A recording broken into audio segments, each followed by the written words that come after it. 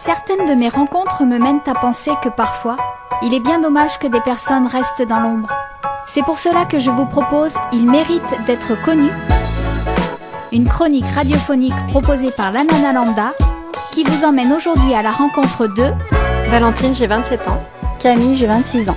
Bonjour les filles, merci d'avoir accepté cette interview. Vous êtes deux à partir faire le trophée Rose des Sables. Est-ce que vous pouvez nous en dire plus sur ce trophée ? Oui, alors le trophée Rose des Sables, c'est un événement en fait qui existe depuis plus de 20 ans, qui est organisé au Maroc. C'est un rallye, pas de vitesse, on le précise, d'orientation, 100% féminin. Donc il y a environ 500 équipages par an qui partent pour le Maroc, au nom de 3 associations, on y reviendra certainement, et qui se déroule en octobre donc 2019, pour parler de cette année. Qui a eu l'idée en premier de faire ce projet fou ?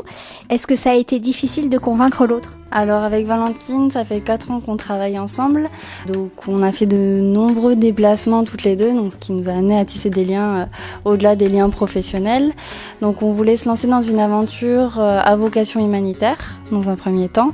Donc on s'est renseigné sur pas mal d'événements qui pouvaient se produire à l'étranger notamment. Le problème c'est qu'on nous demandait souvent de partir très longtemps, donc pour concilier avec notre vie pro c'était un petit peu compliqué, en plus si on partait en même temps toutes les deux, et on est tombé un petit peu par hasard au départ sur le trophée Rose des Sables, et donc ça nous a bien parlé, en sachant que les 3 associations qui sont soutenues, et dont on parlera peut-être un peu plus tard, nous tenaient particulièrement à cœur, donc on s'est lancé dans cette aventure, donc en parlant ça s'est fait assez naturellement. Tu confirmes Valentine ?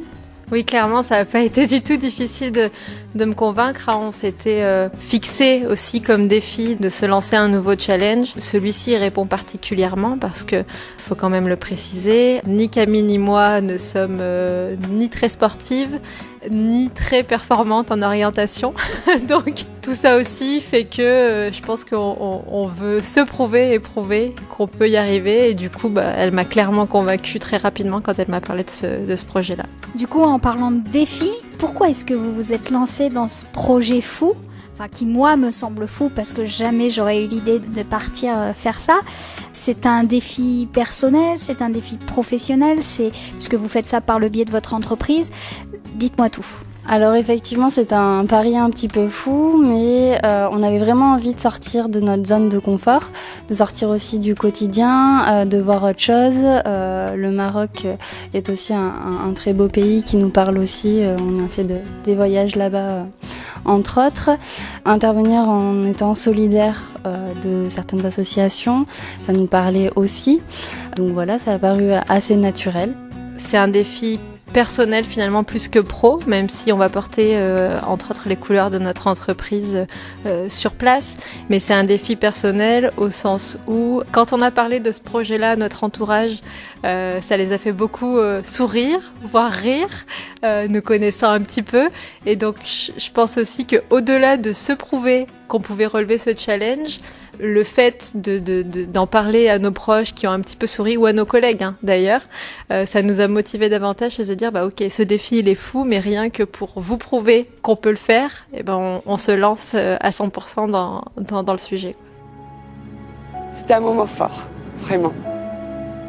Se l'imaginer et puis le vivre, c'est autre chose quoi.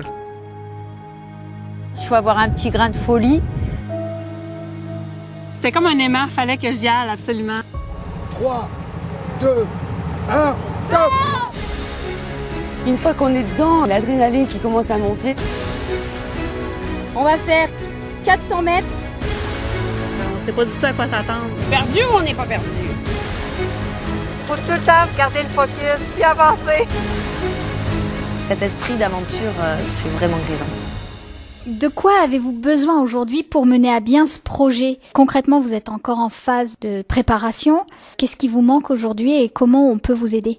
Très clairement, pour être tout à fait transparent, pour pouvoir atteindre la ligne de départ au Maroc en octobre, on doit boucler un budget qui est quasi de 17 000 €. Donc ce budget-là, il comprend la location et la préparation du véhicule, il comprend les assurances, il comprend l'équipement, casque, etc. Il comprend l'inscription au rallye qui lui-même prend en compte en fait toute l'organisation sur place, logistique, médecins, ostéopathes, mécaniciens sur place. Enfin, c'est une grosse machine autour de ça. Et il comprend également les chèques finalement qu'on va pouvoir faire aux associations pour lesquelles on part.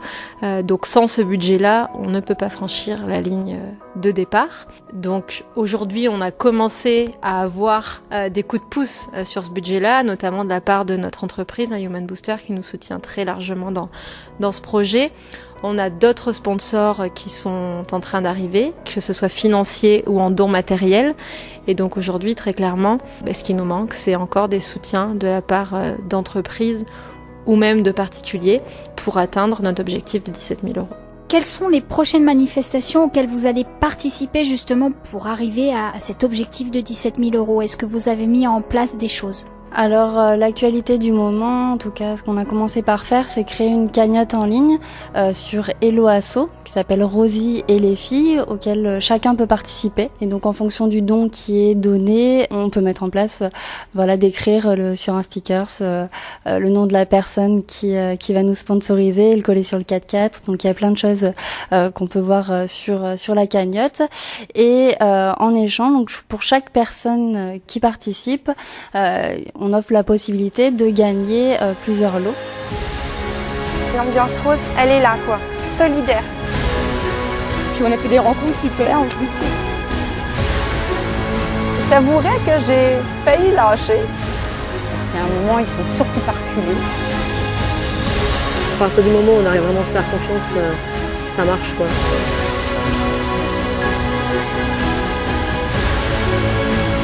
On a juste une vie à vivre. Il faut la vivre à fond.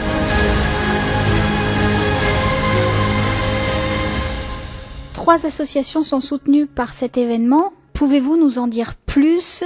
Et surtout, pouvez-vous nous dire vers laquelle va votre préférence et pourquoi ? Enfin, dites-nous un petit peu l'historique de tout ça. On va partir au nom de 3 associations que sont donc la Croix-Rouge française, les Enfants du désert et Cancer du sein, parlons-en. Donc la Croix-Rouge française parce que nous allons acheminer en fait des denrées alimentaires non périssables sur place. Donc là aussi, on fera appel à des dons finalement pour pouvoir remplir notre 4x4 de denrées alimentaires et les acheminer au Maroc. Les Enfants du désert, qui est une association en fait qui s'occupe d'enfants dans des villages marocains, notamment qui n'ont pas forcément accès à des fournitures scolaires, à du matériel médical, à des jouets, etc. Donc là aussi, l'objectif c'est de remplir la voiture avant de partir pour pouvoir distribuer sur notre chemin, en fait, dans les villages dans lesquels on va se rendre, les fournitures scolaires, les jouets, etc., etc. Et puis Cancer du sein, parlons-en, qui est, pour répondre à votre question, l'association aussi qui nous tient un peu plus à cœur, même si les autres également, mais très clairement, on connaît tous quelqu'un dans notre entourage qui est touché de près ou de loin par cette maladie. Donc l'idée, c'est vraiment d'apporter notre soutien aussi à cette association, donc en faisant un don financier, qu'en fait 6 000 km, donc 6 000 € au minima qui vont être versés à l'association Cancer du sein, parlons-en. Et on a convenu avec Camille que si par chance on dépasse le budget qu'on doit atteindre de 17 000 €, le surplus sera reversé également à l'association Cancer du sein, parlons-en. Qu'est-ce qui vous fait le plus peur et surtout qu'est-ce qui vous excite le plus dans ce projet ? Le côté excitant, c'est de partir à l'aventure dans un environnement qu'on va pas forcément connaître, avec des équipes concurrentes. Mais ce qui, pour ma part, me plaît le plus, c'est vraiment de se dire qu'il y a le goût du challenge, l'excitation de se dire le goût du risque, l'esprit de compétition aussi, parce qu'on se dit on veut pas être dernière, même si on ne connaît pas grand-chose au pilotage ni à l'orientation, on part pas pour perdre d'un autre côté. Par contre, ce qui fait le plus peur, effectivement, c'est le côté rester 7 jours dans un mode rallye, l'épuisement qui va être lié, le côté un peu non sportif où il va falloir désensabler le 4x4. J'espère que ce sera pas tous les jours le cas, mais vraiment c'est plus l'aspect sportif. Et pour ma part, ce qui fait le plus peur également, c'est plus le fait qu'on n'est pas, en tout cas à l'instant T, très armé sur le papier pour être hyper performante sur des épreuves en effet très sportives, voire même d'orientation, c'est nouveau pour nous. C'est d'être dans un environnement finalement qui va nous être complètement étranger, livré à nous-mêmes, coupé, on n'aura pas nos téléphones non plus, remis en fin de journée. Donc c'est tout des petites choses qui finalement vont complètement bouleverser notre quotidien. Et ce qui me fait peur, c'est finalement aussi ce qui fait l'excitation quelque part, parce que si on arrive à se débrouiller, et je suis convaincue qu'on arrivera à faire quelque chose de bien, il y a aussi la fierté d'avoir accédé à ça. Quelque part, il y a aussi ce côté dont je parlais tout à l'heure, presque un peu revanchard, de dire, vous voyez, on l'a fait. Je pense que c'est une expérience qui nous marquera à vie, qui nous liera à vie aussi, quelque part, parce que pour avoir eu aussi un peu quelques retours d'anciennes participantes, etc., visiblement, c'est une expérience unique en son genre. Il y en a plein qui recommencent d'ailleurs. Mais c'est ce côté, on l'aura fait une fois dans notre vie, et je pense que c'est une expérience qui sera inoubliable. Avec les galères qu'on pourra rencontrer, parce qu'on va forcément rencontrer, puis avec les joies aussi qu'on va rencontrer sur place. Vous concourez sous le nom Rosie et les filles. On peut vous retrouver sur Instagram et sur Facebook. On vous souhaite beaucoup de courage, beaucoup de fun aussi, parce que je pense qu'il va y en avoir quand même. Et je vous dis bonne chance et à très bientôt. Merci, à très bientôt. Merci.